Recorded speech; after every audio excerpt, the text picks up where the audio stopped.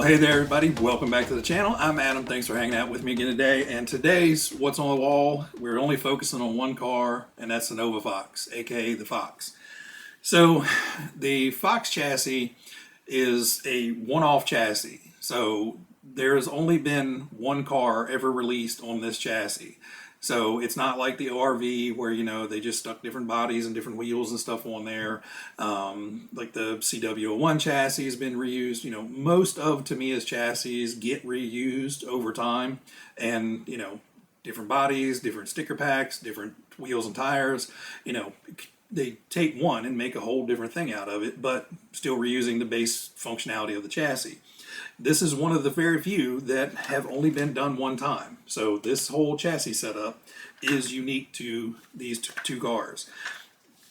The Fox and the Nova Fox are almost identical. They made some very minor changes, and I couldn't even point them out to you between the original and the re-release. I think they just upgraded some stuff to allow for modern electronics, you know, to add parts to the parts trees in order to, you know, get rid of some of the stuff and add some of the stuff for modern electronics.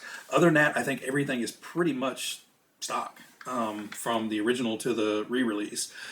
So the original Fox came out in October 29th of 1985, so a long time ago.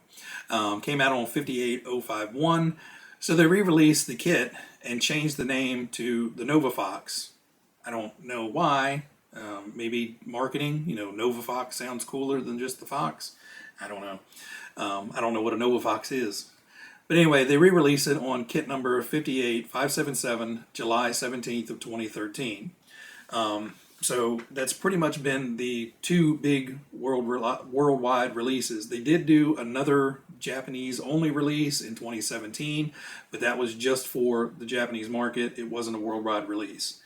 There's some neat stuff with the kit. So it has kind of the wild one rear end where the motor hangs way out the back, and somewhat similar gearbox.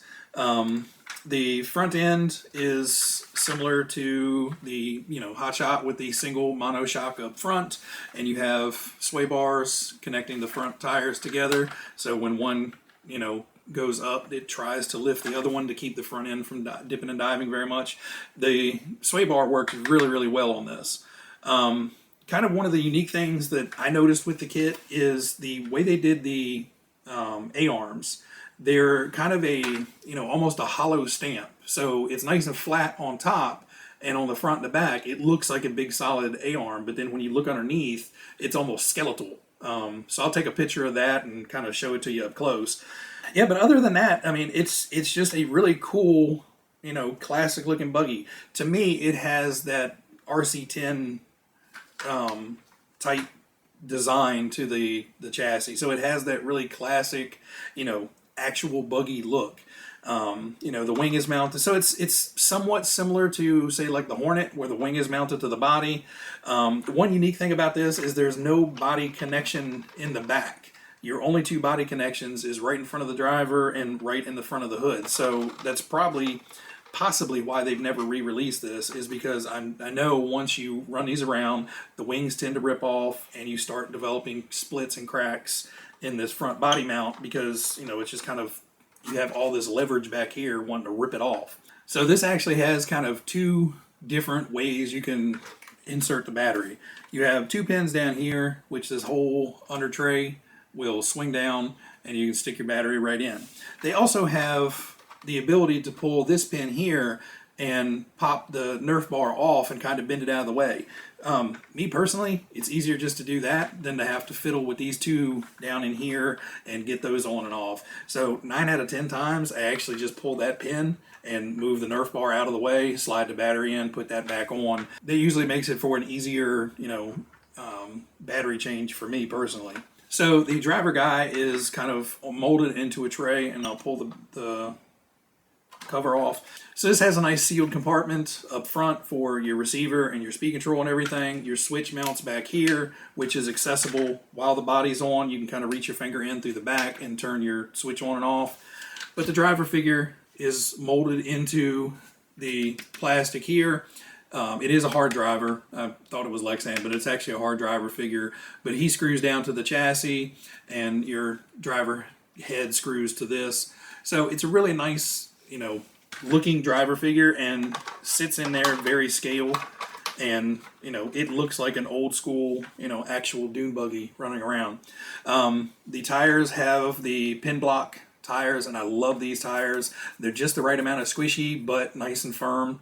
They have a great grip on them with those nice square edges and the little pins. The front tires are kind of a ridged smoothie tire, so it's just your generic tire, but it does kind of have a sharp edge on both sides, so when you're going into corners, that tread actually digs in and carves the corners. The gold wheels on here I absolutely love. And that's kind of it, really. I'm running a GT Tune motor in here. It handles it fine. Actually makes it a really, really fun car to run. I have not taken this out on the track yet, mostly because I don't want to destroy the body shell, and I've yet to find a replacement body shell for it. If I do find another shell for it, I may get another one and just quickly paint it up and toss some fun stickers on there as a runner and leave this as the Shelf Queen body. Other than that, I don't know of any major issues with the car. I just don't think it has ever been a super popular car.